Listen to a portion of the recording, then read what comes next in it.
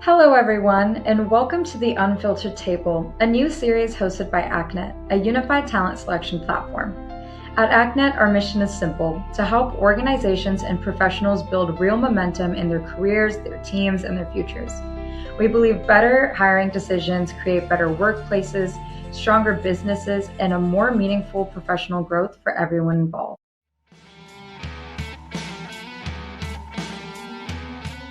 As leaders, even if we take that kind of approach, it kind of goes a long way in ensuring the trust in the organization and the leaders remains intact, right? Talent decisions or people decisions become reactive more than being proactive, right?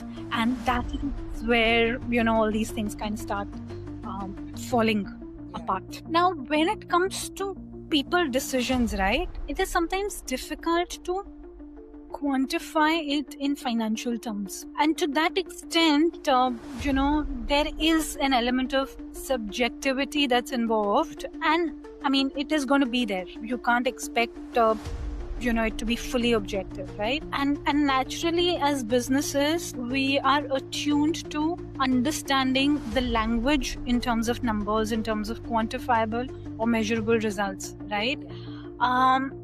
Maybe there is a need as people leaders for us to start making up people decisions more quantifiable and doing so consistently. Having an inconsistent approach to quantifying the impact, the cost of hiring is typically far more expensive. The cost of hiring externally, right, is far more expensive than growing talent internally.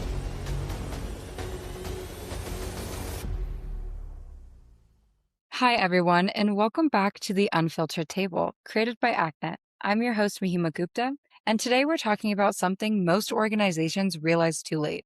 People strategy often looks solid on paper, but during rapid growth mergers or global expansion, the pressure on leadership decisions increases dramatically. And what starts to break isn't always hiring. It's alignment, ownership, communication, and trust across organizations. So today we're exploring why people strategy often fractures during scale and transformation, and what leaders underestimate when organizations grow faster than their systems. Today I'm joined by Dipashree Khanna, an experienced HR leader and strategic business partner who has worked closely with organizations navigating growth, global expansion, and transformation. She brings a thoughtful perspective on how people strategy actually plays out inside large organizations. I'm really looking forward to this conversation because Deepish has seen firsthand how leadership decisions around talent shape some of the most critical moments in a company's growth. Hi, Deepashri. How are you doing today? Hey, hi, Mahima. I'm doing very well. How are you doing? I'm doing well. Thank you for asking. We're excited to have you here on this episode of the Unfiltered Table. I'm looking forward to it and excited about it myself. Perfect.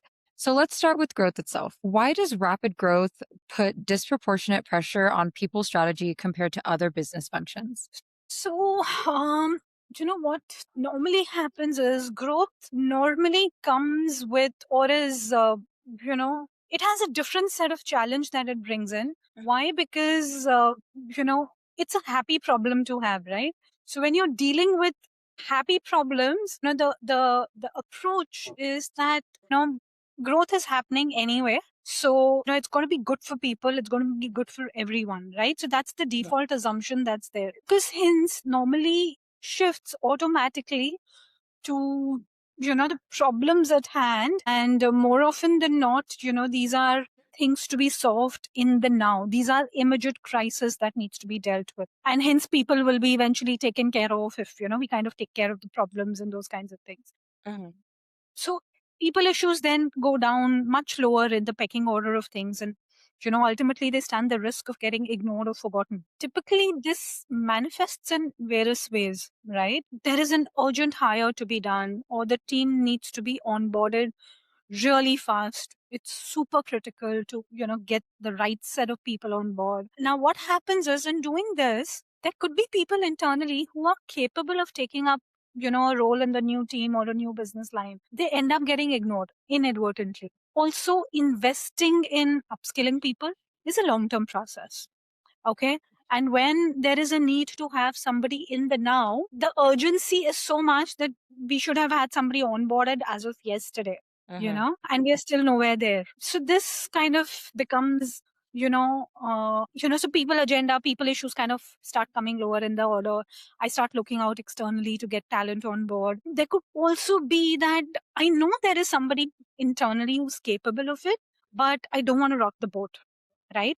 I don't want to, kind of get into a situation where I am going to, uh, you know, take somebody from an existing business for a new role, because I don't want to risk my existing business. It's running well. It's doing well. Yeah. People are settled in. If I move one person there, I risk, shaking things up there maybe. So even if I, as leaders, in general, the organizational leaders are acknowledging that there is talent available within the organization, they don't want to lose or risk, existing setups in any way. Yeah. Now, in both the situations, you will see business is taking priority over people. Some could be unconscious, some could be conscious, but in either case, people agenda is kind of going lower in the order of things. So, what decisions tend to be made faster? And then also, where do companies need to start compromising? Where decisions make faster, again, like I said, right, it's the problem, the growth comes with its own set of problems, right? So I may have a legal registration to be complete, example, Yeah. right? Or I may have a new contract to be signed, or a new deal negotiation that's ongoing, right? So all of that is naturally taking in my attention and time. Okay, I need to get the business up and running. My focus, my energy, my effort is all invested there, right? And I end up kind of keeping the people or the talent decisions on the back burner. That makes complete sense. So, I guess, where do we want companies to start compromising it? Is it on speed, priorities, visibility? Because it seems like growth creates this sense of urgency, and urgency can kind of Yes. shift the attention from the people decisions that are mandatory for a company to function. So it's not so much about no. I think it's also about managing speed with so there is a gap in the speed with which you're running or doing stuff, and coherence in, or the thought process in terms of what needs to get prioritized in what order, right? So when it's like the analogy, right? You're in a speeding car, okay, and you're on the highway. You've got to ensure that your gears, your speed, etc., is all right. The co-driver could be saying something which may need your time, attention, or focus, but because you're ensuring that the car is in speed and you have to maintain that speed, otherwise you'll lose momentum, you tend to ignore what the co-driver is saying, right? Yeah. So that's typically what's happening. So it's ensuring that you're constantly moving ahead. You're constantly, ensuring that you don't lose the momentum is where the focus and the priority are. And that's where, everything else kind of takes a back seat of sorts. Yeah. No, absolutely. So it's kind of funny. It sounds like what you're describing is like it makes growth almost look so chaotic, like behind the scenes It is. internally. So that perfectly leads us into our next question here, which is what early warning signs tell you that people's strategy is starting to fracture during scale? So what normally is happening is that because you are so occupied or busy solving problems at hand, you're like, okay, let's just make this one exception. It doesn't matter. Let's go ahead and keep this out of the regular way of things, the way we do it. Now, what generally happens in these one-off cases or these exceptions, so to speak, is that the we are, as leaders, losing sight of the messaging that's going to the larger organization. So it's not about that one exception or that one off case, but the larger organization is constantly watching us, right? And when, as leaders, we kind of overlook, the larger messaging, the larger organization, we are slowly and gradually seeing things break. It may not happen in the first one or two instances, right? But when those exceptions or those instances start becoming a norm, is when things start to break, is when things start falling apart slowly, gradually.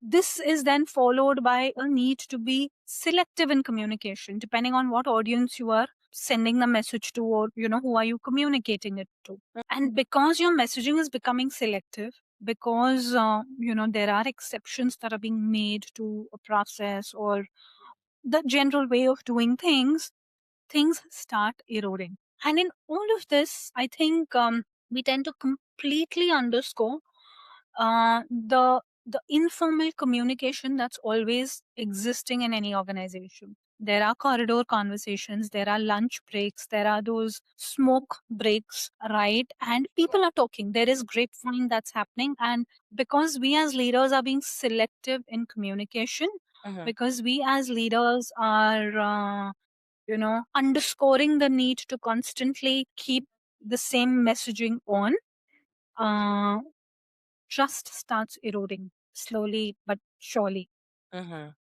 And as leaders, instead of looking at refining the policy or process or communicating why there is a need for change, you started losing the plot. And if only we could communicate why the change is happening, and that, we'll come back to you with more information at this point. Either I may not have it or I may not be able to share completely. Yeah. As leaders, even if we take that kind of approach, it kind of goes a long way in ensuring the trust in the organization and the leaders remains intact. Yeah. Right? When you start doing these exceptions, and I also feel that if there is a need to refine a process or a policy or an SOP, because the organizations are evolving, the business needs are growing, right? And it's perfectly fine to refine a process or a policy, or call it out as to why we are doing it, right? Because nothing is cast in stone, right? So long as we can refine it, so long as we can communicate the why of it, I think we should be fine. But more often than not, we kind of choose the easier route. Again, it may not necessarily be conscious, but we choose the easier route, right? And which is where clarity and trust starts declining in the leadership.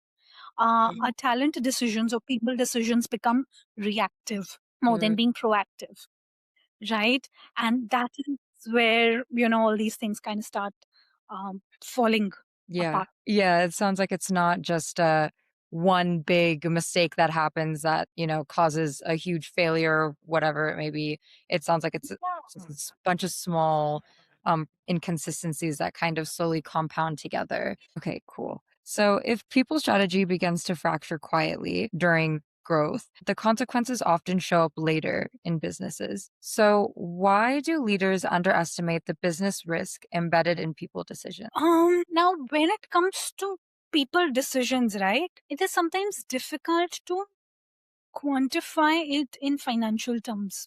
And to that extent, there is an element of subjectivity that's involved. And I mean, it is going to be there. You can't expect it to be fully objective, right? And naturally, as businesses, we are attuned to understanding the language in terms of numbers, in terms of quantifiable or measurable results, right?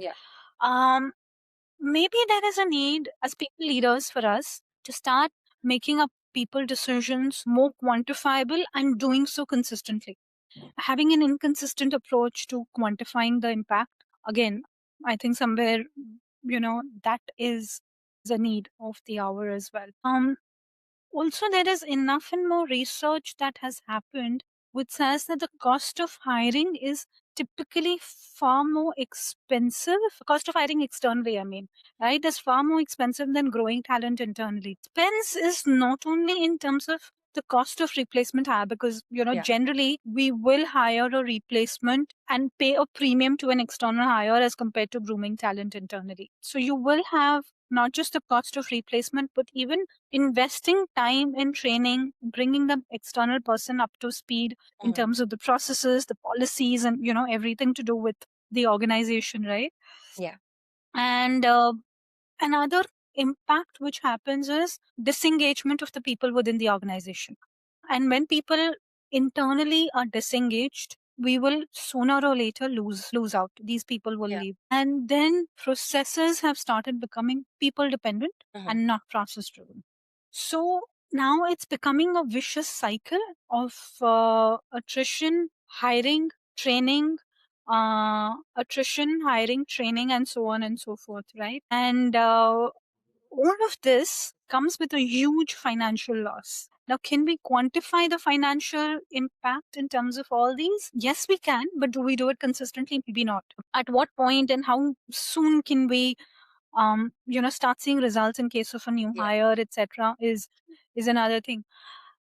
So that's one. Second, a lot of these losses, especially when an existing employee who's been with the organization has left, and no matter how robust the onboarding or the handover process is, there is always going to be loss of experience. There is going to be loss of intellect. There's going to be loss of the legacy information the existing incumbent would have built by virtue of being in that role, by virtue of trying, failing, and then setting it all up, right? So even if we've had a very robust handover process, these things cannot be handed over when an existing employee is leaving, and there is no way you can quantify all of this in financial numbers. And these are some of the things that cost heavily to the organization. And it's not like today, if I have somebody leaving, I will have the replacement on board immediately. There are times where the cost of getting a replacement on board, there could be a gap between the earlier incumbent leaving and the new person coming in.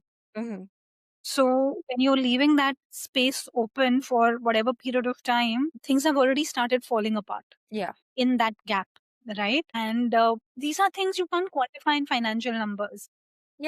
So that's the other thing. And I also have seen a lot of times where, people start becoming indispensable. I can't do without this person. Or, if this person leaves, it's going to be a huge risk to the organization. Now, and these are selective again. In one team, I don't want to lose the person, but in another team, it's okay if the person leaves, right? And a new person comes. The new person comes, it's like there are mistakes, which is fine. But when there are blunders, there are disasters. More often than not, due to either lack of training or hand-holding, or whatever may be the reasons, right? That is another loss. Again, can be quantified, may not be quantified, but all these are some of the things that, we underestimate as leaders in terms of the business risk. It kind of made me formulate a question for you. It just made me think of something. So when leaders are looking back at difficult periods within their business, do you think that people decisions tend to sit at the center of those problems? Or companies usually feel that people decisions tend to sit at the center of those problems? That could be the case, but leaders do and organizations do acknowledge that people decisions need to be catered to, need to be tackled with. They may not necessarily have all the answers. Because as leaders, we are also learning and, evolving through a situation or a change. And we may or may not be fully equipped. And trust me, as leaders, we'll not want to admit, and rightly so, because you are leading the organization, and the last thing you want to do is go and show that you're not prepared, or you don't you're not in control or command, right? So it's understandable that as leaders we may not want to say that I also don't have all the answers, or I'm not fully prepared. That yes, do get impacted, but again, what happens is it may not be something that I can address immediately as a leader, or I may not have answers immediately as leaders. And then I importantly go back to looking at what does the business need. If the business needs to be live, example, there's a new business that's come in and it needs to be live on an XYZ date, I need to have it on XYZ date, which means I need to have people on board by that date. Now, going live versus ensuring going live the right way or with the right set of people are different things, right? I want to go live at whatever cost versus I want to go live ensuring I have people, processes, SOPs, which means we may have to end up the go live period, we may have to delay the go live period, and I may not have the option to do that. Okay. Wow. And because I may not have an option to do that, I go with, okay, let's go live and then we'll figure. It's like, I'll start driving and I'll figure out on the way how I want to, what gear should I drive at and all, but I need to go on the highway. I need to hit the highway. No, absolutely. No, thank you for answering that question. That makes a lot of sense. I was just very curious to see where leaders kind of place their problems, I guess, especially when it comes to people decisions. Because so far, what I'm, learning about is that people decisions are hard. They take time, they take energy, they take resources, they take money, all of these things, which are real feasible, I guess you could say, obstacles for leaders to have to face. So I was just very curious to see where, the mindset lied. So I thank you for answering that question. So many organizations today are kind of expanding their global capability centers or shared service hubs. What makes scaling a global capability center fundamentally different from scaling a local team? I think I'll try and break it into two parts. So one is the organizational considerations. Yeah. And what's in it for the organization as a whole to get into a GCC kind of a setup. And the second aspect is the consideration of local regulatory impact. So I'll try and answer the first one for you in terms of what's in it for the organization and, those kinds of things, right? I think now if I were to consider Asia as a market, because that's where I have been predominantly operating, about 2.5 decades back, when outsourcing started happening or moving to the Asian markets, and this I'm talking 2.5 decades, like early 2000s, right? The outsourcing was primarily around cost considerations.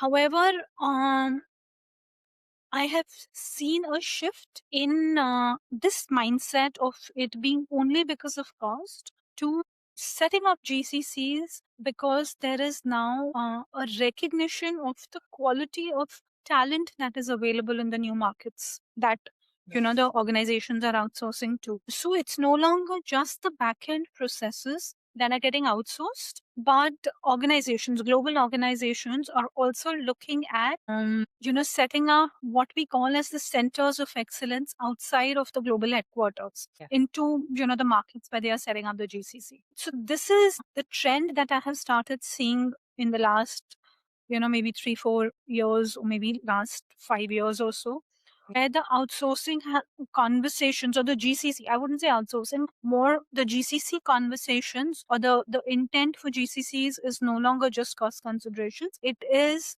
recognition and appreciation of the quality of talent and skill available in the market where these are happening. And when you have the centers of excellence being set up outside of the global headquarters, that teams that are working, cross-functional teams that are working on just the back-end execution, but strategic advisory as well. And these advisory matters include putting together or advising the global leadership teams on organization-wide policy matters. Now, these kinds of things are huge wins for any market in which a GCC is being set up, because you have a global HQ for sure, but you also have a arm of global HQ which is sitting in a different country, working alongside the global leaders, advising on overall org level matters which will affect all countries, all regions where the organization is operating in. Aspect to this is that there are going to be local regulations that are going to impact the working conditions, especially when you are working across different time zones, you're working across different teams, and so on and so forth. You could have an ex-person sitting in one part of the world advising on financial or legal matters in another side of the world. So understanding, the global or the financial legal implications in each market, sitting in the local country, wherever the GCC could be, understanding not only the local regulations, but also the regulations that are there in all countries that the organization is operating in. Us as an organization, enabling the working conditions consistently, keeping local regulations in mind, keeping the benefits in mind, keeping all of this in mind, of course, has a cost implication which needs to be factored into the overall scheme of things as well. So I think that is, typically how scaling a GCC is going to be different at many levels, and yet there are going to be some similarities that need to be kept into account. Yeah, absolutely.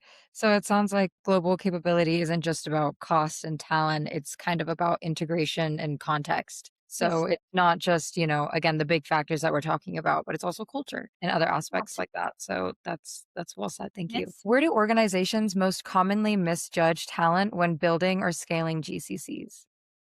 So again, I'll kind of break it down into a couple of things, and I'm going to reference. As I was recently reading a McKinsey report on the state of the organization 2026, which mentions that 84% of the leaders globally, I'm talking about, plan to extend the scope of their shared services over the next 2 to 3 years. But more than 80%? 40% of, yes, 84%, yeah, they are 84%. thinking of extending, they're thinking of extending the scope of their shared services over the next 2 3 years.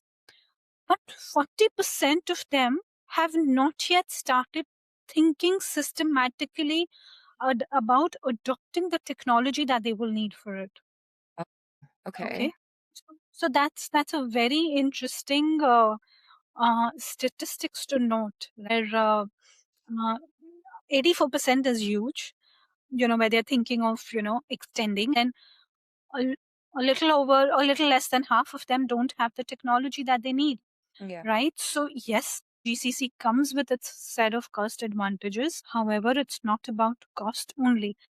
And cost considerations will work for the first maybe 2 3 years, right?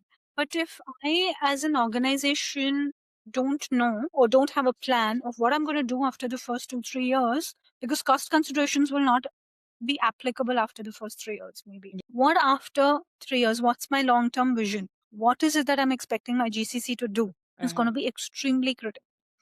Okay. Also, I think GCCs operate in markets where there is already a local business that exists.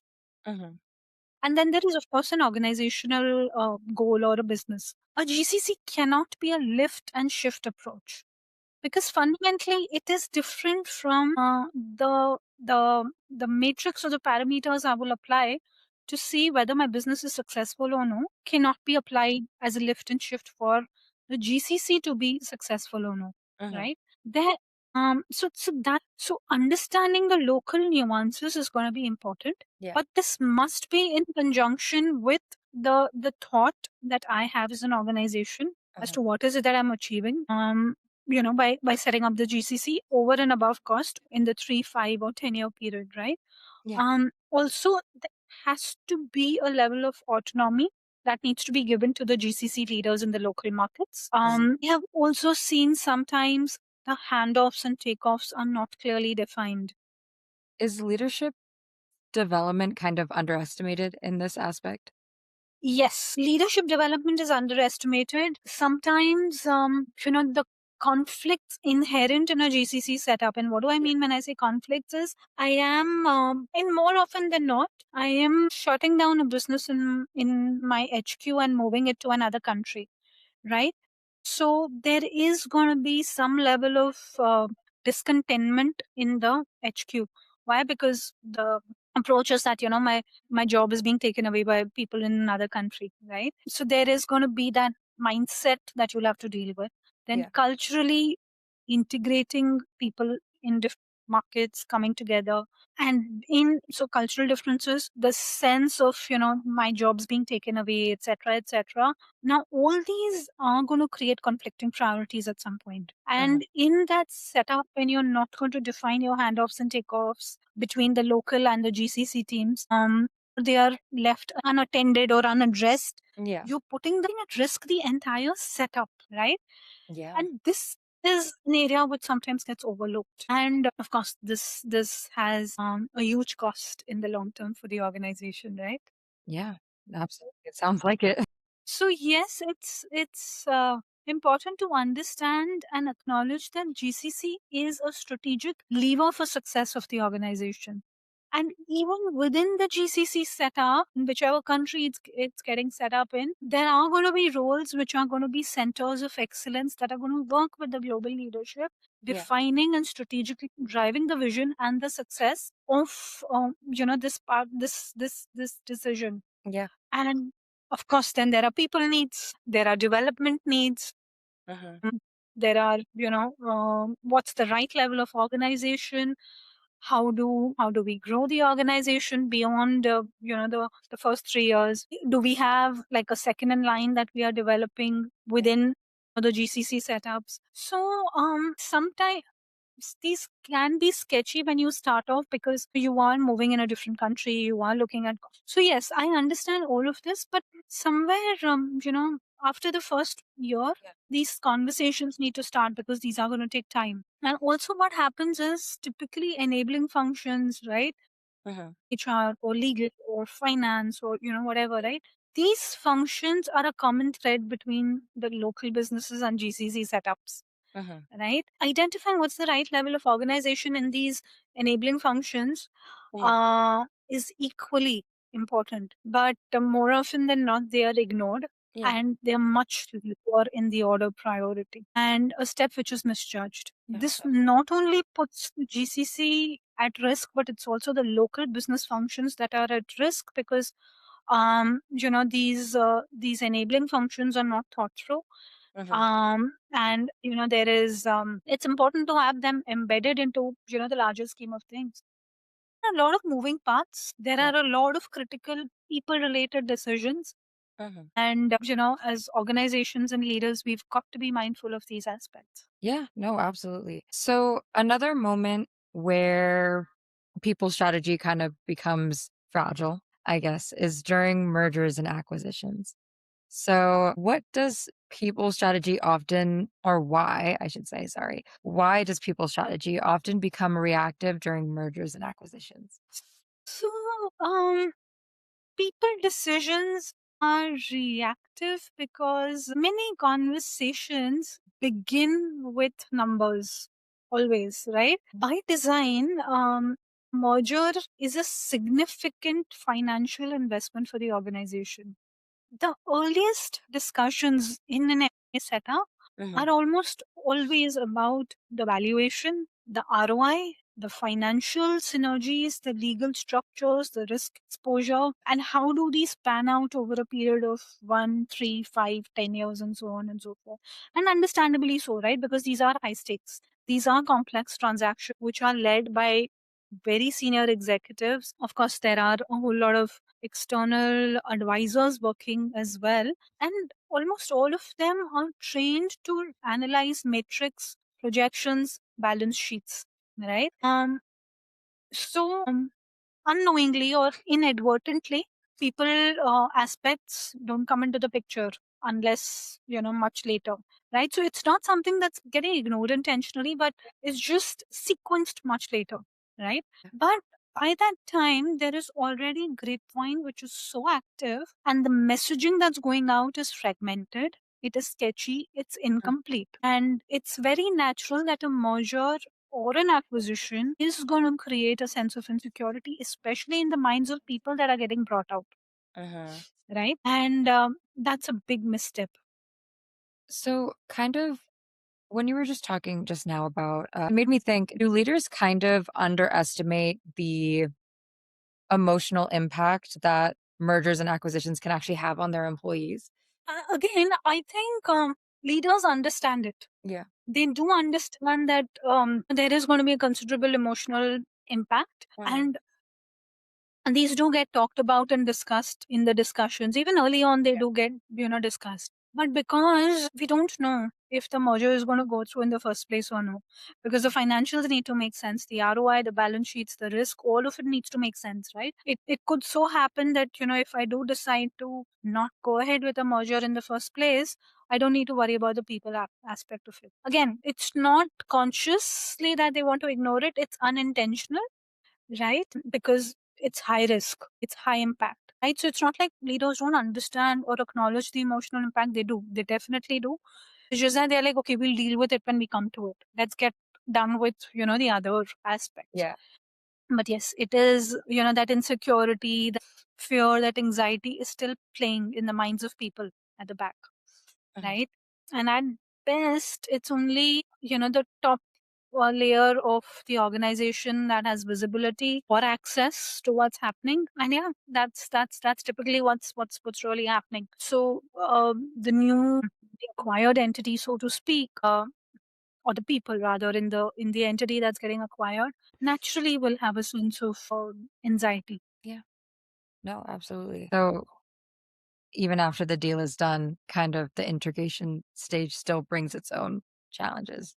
And exactly what you were saying just now too, that leaders know, they feel it, it sounds like the anxiety isn't just on one end, it's coming from every angle, right? So I guess it kind of goes back to what we were talking about earlier with the compromising, right? And the Yes. knowing exactly. So that leads us into our next question. What are the most common people related mistakes leaders make during post-merger integration?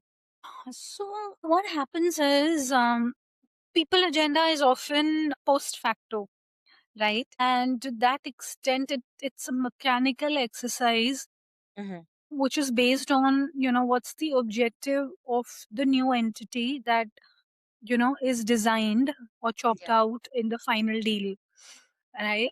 Um, and more often than not, these are financial metrics, right? The buyer, the organization that has bought out the acquired entity, of course, wants to redesign everything because they have a vision of what they want to build.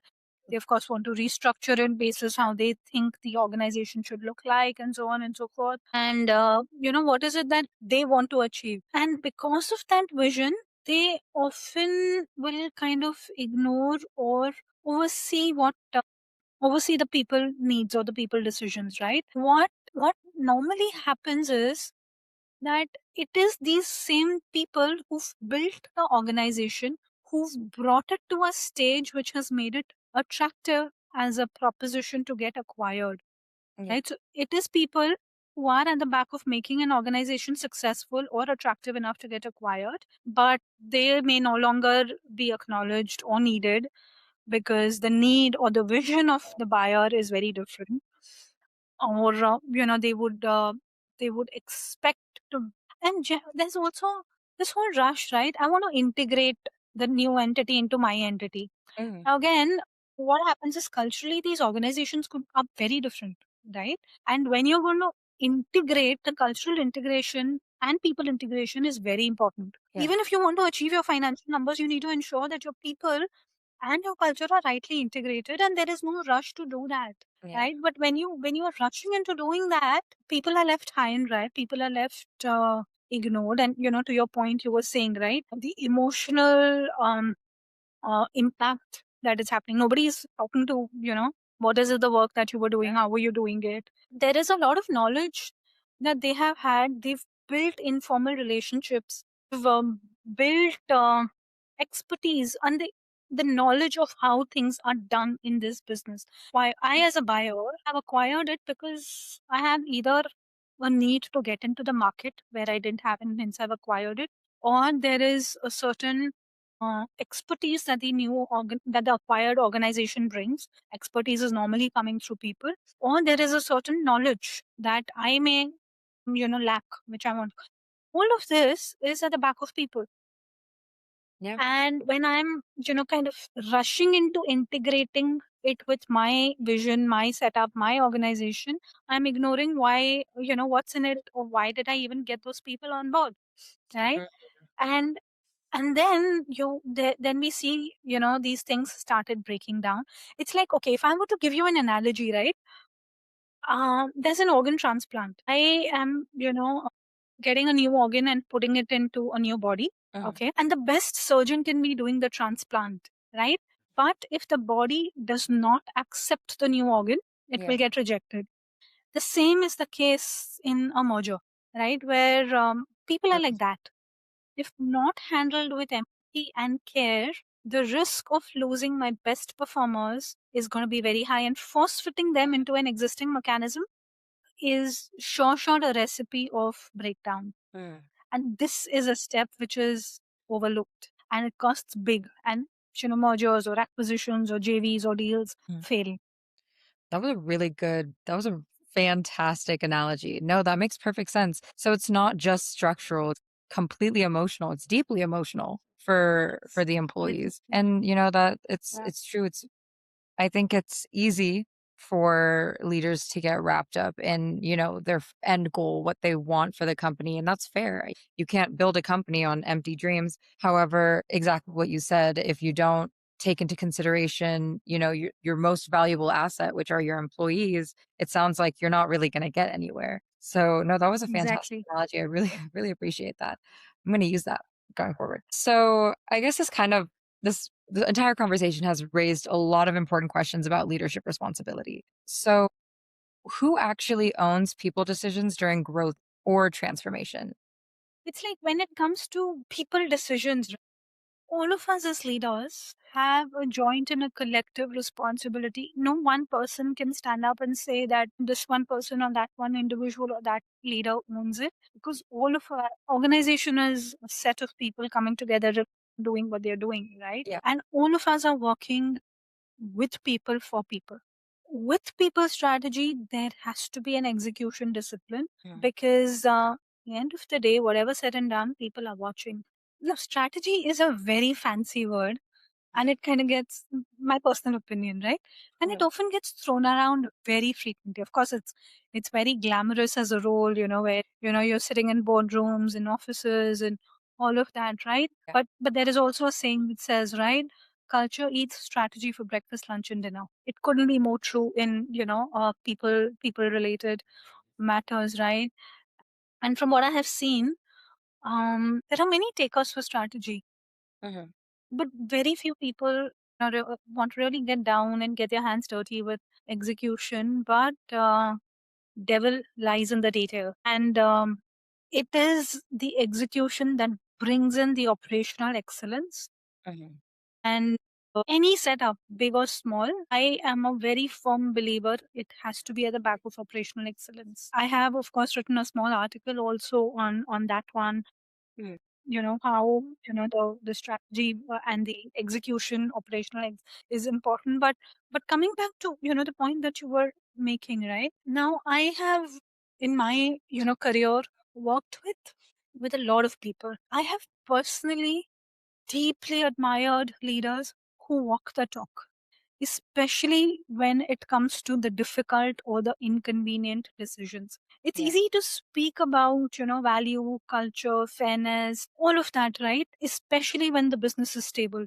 But the real test, the litmus test, like I call it, comes when the pressure wears on, when the numbers are tight, when timelines are aggressive, tough calls need to be made.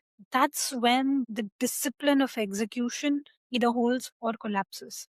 And as a leader, the true mark is not just about making difficult decisions once, it's making them over and over again. And even when it's uncomfortable, even when knowing that there is a short term cost that I will have to pay, because here is what happens, right?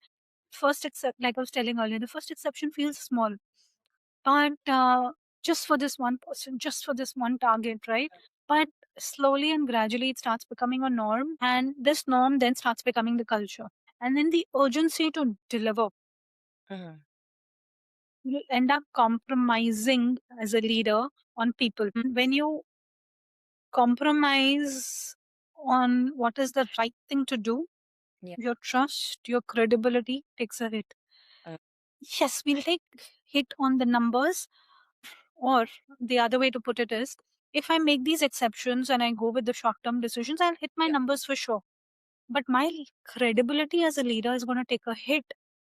And that is, trust me, much harder to rebuild if I manage to rebuild it at all. Absolutely. Okay. And your engagement scores will take a dip.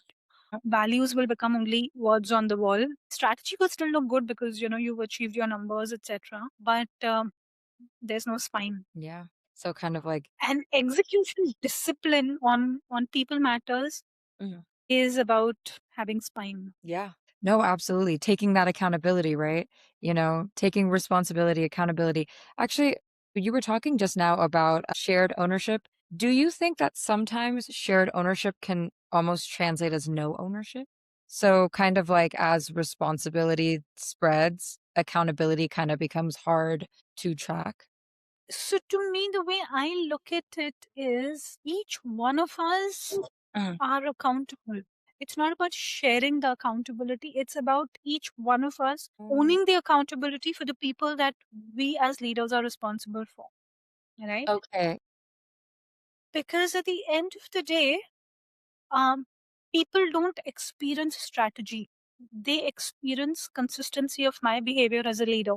So to me, the strategy, all the numbers, all of that is fine, right? But people is all about emotions and feelings, right? Long after, and I go with my personal experience as well, right? I may not remember the experience or the background or the situation at hand, but years later, when you ask me or I recall a certain incidents, I will always remember how I felt or how I experienced. Did I feel happy? Did I feel scared? Did I feel anxious? Did I feel joyful? Did I feel safe? Did I feel irritated? I may not remember the situation completely, but I'll always remember, yes, that place I felt very happy, or that person made me feel very safe. No, I was very irritated dealing with that person, or that person was very condescending. So it is always how I felt, which will remain with me for a very long time. Yeah. And I may or may not remember the situation, but I'll always remember how I felt. Yeah, Right? I think there's a saying for that. People will never remember what you've done to them, but they will always remember the way you've made them feel. And that couldn't be Exactly. truer, that couldn't be truer in any situation. And I think a lot of people, at least from what I have observed, is they like to take out emotions from leadership or from organizations, work, right, in general, but it doesn't work. And, Yes. it sounds like you're trying to bring light onto that. At least with how you're answering these, you're bringing a lot of light into these emotions, and I think that's it's amazing. Going into our next question, how does a lack of execution discipline weaken even well-designed people strategies? So, like I was saying, right, you got to keep at it even when things are difficult, Mm-hmm. even when the going gets tough, and you've got to do it consistently. Mm-hmm. It's easier. It's always very tempting to take the easier route, especially when things are getting tough, things are getting difficult. But it takes a lot of courage for leaders to stay the course, to continue doing what's the right thing to do. Not just as leaders, again, I think for everyone, right? It Yeah. takes a lot of courage to keep doing what is the right thing to do, even when situations or things get tough. Right. And it's like, the true test is when the rubber hits the road, is Mm-hmm. when you really know how good or bad it is, right? So execution is like that. It's like your rubber hitting the road. Mm-hmm. And that's when you will know, whether you've made it or not, or Yeah. how effectively or how, right? And that's where the real uh, test of a good strategy lies, as to how successfully you are able to execute it. Yeah, it's people don't necessarily experience strategy, right? They experience consistency. Yes, absolutely. So that leads us into our next question. Why do leaders struggle to explain or stand behind people decisions during transformation? There was an article that I was reading up, right? Which said only 30% of the organizations reallocate the resources enterprise wide. What this means is that the leaders need to have the vision to innovate, the discipline to prioritize, and the courage to divest. To drive growth, organizations need to identify, of course, the strategic portfolio, the investments they need to do, and performance that kind of moves in the direction that delivers for impact. Now, this means that, of course, they will have to select a few areas in which they have to excel, continue building governance and capabilities to execute on those priorities, and reallocate the budget and talent to fuel it. And any transformation, big or small, Yeah. uh, change is difficult. And transformation is emotional. It is not just operational, Hmm. right? I have been in rooms where we are redesigning structures, we are changing roles, sometimes even letting go of good people. Yeah. Not because they are underperforming, but because the business is shifting directions. Uh, I remember feeling a knot in my stomach sitting in those conversations or, sitting through those decisions. And no matter how many times I have done this in my career, sitting with people and breaking the news to them is by far the toughest. yeah.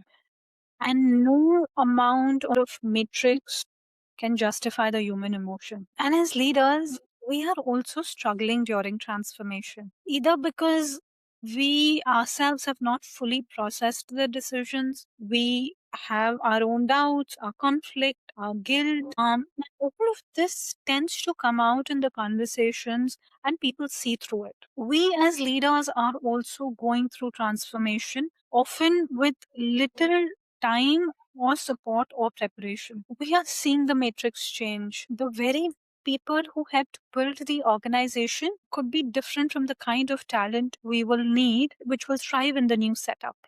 That personal impact for me as a leader. And there is a lot of emotional conflict that I'm going through as well.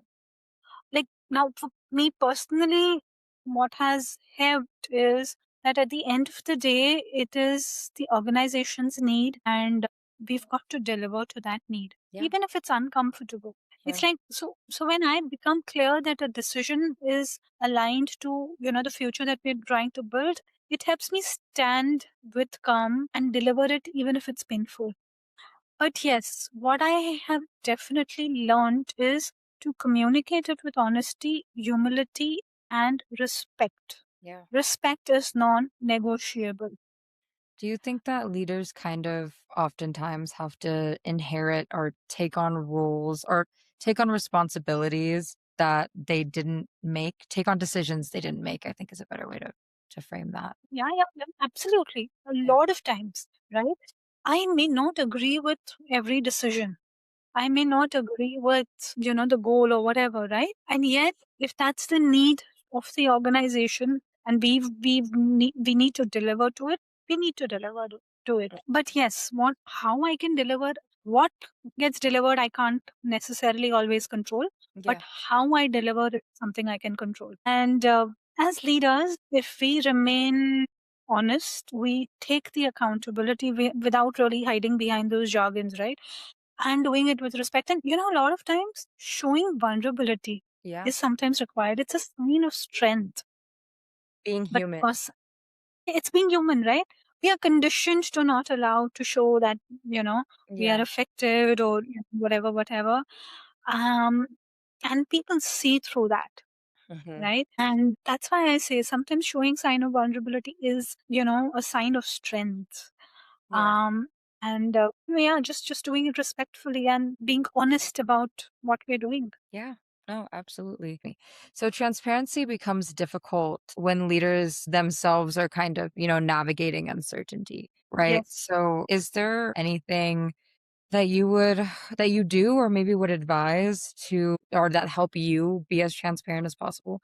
Because I can't imagine, with everything going on, how hard it must be to not just put on that robot face and be like, okay, just time to let this person go or time to make this decision or, time to go with this business deal that I don't agree with. So is there anything that, kind of can uphold that sense of integrity and that transparency that you were talking about?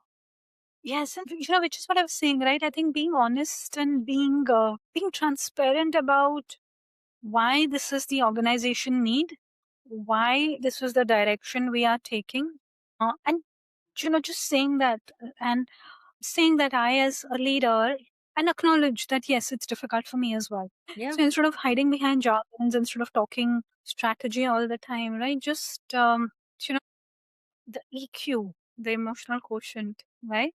To talk about some of these things as is to whatever best extent possible. Because see, as leaders, we also have responsibility. People are looking to us one way or the other, Yeah. right? If I start breaking or crumbling, or I start saying, I don't agree or whatever, I think it just puts us in not so very good light. Yes, what you could admit is yes, the times are hard. Yes, it's difficult. Yes, we are changing. Yes, it's not easy. And yet we've got to do what we've got to do because this is where the organization is going. And that is why we are doing what we're doing, right? So it's about being honest, being humble, being transparent, and being respectful is how I look at doing it. Or I mean, again, there's no right or wrong way. It's all very subjective, right? And each leader has their own way of doing it. But yeah, that's what's helped me. That's what I have done in these similar situations in my career, and that's helped me. So yeah, I think No, thank you. that's Thank what you. it is. Thank you for explaining that. That's really helpful, to know. And, I'm not in a leadership position, but if I were to ever be in one, I would want to take that into consideration. And, leaders I work with, I would want them to take that into consideration as well. So I appreciate you saying that. So we've talked about a lot. We've talked about growth, mergers, global expansion, ownership, emotions, strategy, culture. So leading into my final question, what mindset shift do you think leaders need to make when managing people strategy at scale? So, reinventing leadership, right? Leading from inside out. As we seek to balance multiple pressures, as leaders, we need to take an inside out approach, focusing on personal growth. Okay, now that's a reflection of two dimensions of leadership in this age, right? The idea that, leading others also means leading oneself. Yeah. It puts an even greater emphasis on the human aspect of work, and it requires more from us as leaders. Individuals, teams, organizations need to redefine leadership in more human centric terms, with leaders reflecting on the why to inspire meaningful change. I mean, there's a beautiful video. I follow Simon Sinek, as my leadership learning and journey, right? And there's a beautiful video of him explaining the why, what, how of what we do as leaders, as organizations, right? It and I'm drawing from that reflecting on the why to inspire the meaningful change is something that could help. And that is the why is the purpose, right? And that's a very human way of inspiring trust or inspiring a connect with people, right?